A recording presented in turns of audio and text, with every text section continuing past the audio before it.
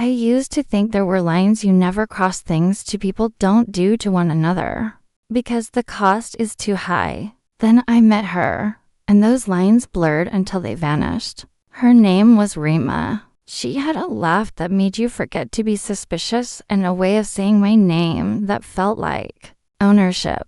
I gave her everything a man can give: trust, time, the small rituals that build a life. She treated them like toys. The first cut was small: a missed dinner, a late arrival with a story about traffic that gave me a prickle behind the eyes. I forgave her, because that's what you do when you believe in someone. Then came the little lies on explanation that didn't line up.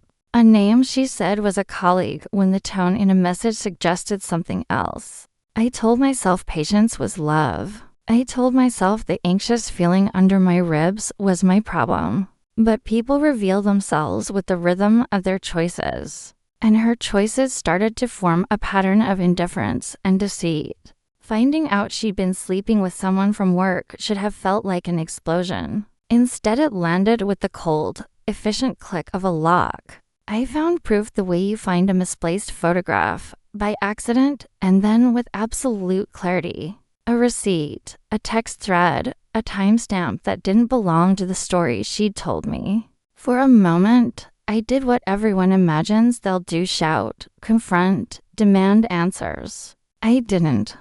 I put the pieces in my pocket and walked to another room. I learned then that outrage is often a poor instrument for justice. A scalpel is more useful than a hammer. I didn't want to ruin her for the sake of ruin. That felt cheap. What I wanted was symmetry. The life she'd played me with should feel the consequences of being played. She had treated my heart like a game. I planned to put her life back on the table and show her how thin the deck really was. But I also knew there's a moral line between retribution and cruelty. I would not humiliate her online, would not stalk her, would not plant evidence to make her fall. What I crafted was a patient, surgical reclaiming of my dignity and a dismantling of the comforts she'd assumed were permanent. First, I built distance without drama. I started sleeping in the spare room, returned to habits I had shelved, and reconnected with friends who became witnesses to my steadiness. That steadiness is a quiet weapon. It makes liars uneasy. Rima's confidence relied on the idea that my presence was predictable and forgiving. Once my patterns changed, she began to misstep. Second, I gathered facts like a meticulous archivist. Dates, screenshots, receipts, mundane things that don't lie. I made copies and backups and labeled them so even my future self would understand the timeline. Then I did something people rarely do. I imagined her life as a series of reputations at work, among friends, within family, and asked where her lies found shelter. Almost always, the shelters were built on the labor of others' silence. People smooth over awkwardness because it's easier than the confrontation. I intended to give the truth a voice without turning it into a spectacle. I started small and indirect. A casual phone call to a mutual friend, one that sounded like concern for Rima's workload-produced conversation about late hours and unexplained weekends. A neutral query to a colleague about a shared project yielded more detail than I expected: names, nights, overlapping calendars. None of my moves were cruel. They were simply the actions of someone unwilling to be gaslight into continued complacency. When you collect the right small facts, the picture they paint is unmistakable.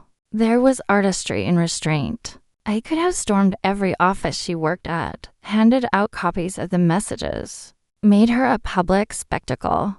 But I knew spectacle is fleeting. What lasts is the quiet recalibration of people who had been complicit, knowingly or not. So I spoke directly to two people who mattered: her manager and a mutual friend in HR. I did it calmly, providing the documentation they needed without drama. I framed it as concern about professional boundaries, about conflicts of interest, not as vengeance. That framing mattered. It transformed my exposure from vengeance into accountability. The day things began to shift, I watched it unfold without relish. HR opened an inquiry. Her manager called a meeting. The colleague she'd been seeing suddenly grew awkward in the office, his casual jokes becoming thin and constrained. No one shouted. No one pointed fingers in public. Procedures, emails, and meetings did the work that gossip never could. Rima's safety net her charm, her practiced apologies. The way she smoothed ripples with her laugh began to fray under the friction of formal scrutiny. People assumed the worst, not because I gossiped, but because her actions had created a logical sequence their minds couldn't ignore. Friends who had tolerated oddities without asking questions suddenly found it easier to step away. Where she had once moved through rooms like someone owed her goodwill, she now passed through with a careful, measured attention to other people's eyes. That change was subtle but devastating for someone who relied on being lovable, even when untrustworthy. I won't pretend I felt no remorse. Power that comes from exposing another human being's faults can curdle quickly. There were nights I sat with the folder of evidence and wondered if I had been monstrous. But then I remembered why I had kept the ledger, not to punish, but to preserve my sense of truth. She had chosen to treat my life as entertainment. I chose to restore the rules of that game. Justice, in my conception, was not about breaking her. It was about forcing her to live under the consequences of the decisions she'd made. When the investigation concluded, there were consequences proportionate to actions, a reprimand that turned into a transfer, a cooling of friendships that had enabled her secrecy, and an awkwardness that replaced casual intimacy. She lost more than I had expected, not because I wanted her destroyed, but because the life she had built on casual betrayals proved unstable when examined. Meanwhile, I reassembled my world with more care. I replaced habits with clearer boundaries, invested in friendships that demanded honesty, and rebuilt the small rituals that had once felt betrayed. The final act of the play came with an ordinary email details of her reassignment, an offer to mediate some loose ends. We met once after that, in a neutral cafe. Two adults who had been lovers and had become litigants in a private moral case. She looked smaller, not physically, but in the way people do when the cushion they relied on is no longer there. She mumbled apologies that lacked the force of truth and asked, half expecting to be forgiven as she always had been. I told her there was nothing left to forgive. Forgiveness had been misused into permission. I asked for simple things: respect, distance, the quiet return of what she had taken.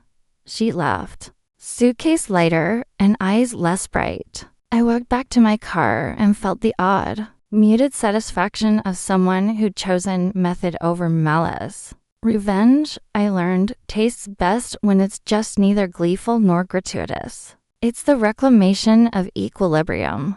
I had turned heartbreak into a mechanism for accountability.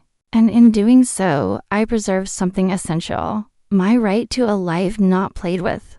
Months later, the apartment that had felt like a stage felt like a home again. Friends returned slowly, trust rebuilt in increments. Rima's name lost its power over me. It became, instead, a marker in a past I used like a map lessons inked into the margins. I still think of her sometimes. And the memory is not of fury, but of a decision to refuse to be toyed with, and to use patience, quiet strategy, and the law of consequences to make a life honorable again. She played with my heart. I played with her life, but only as far as fairness allowed. In the end, I walked away with my dignity intact and a clearer sense of the borders no one should cross.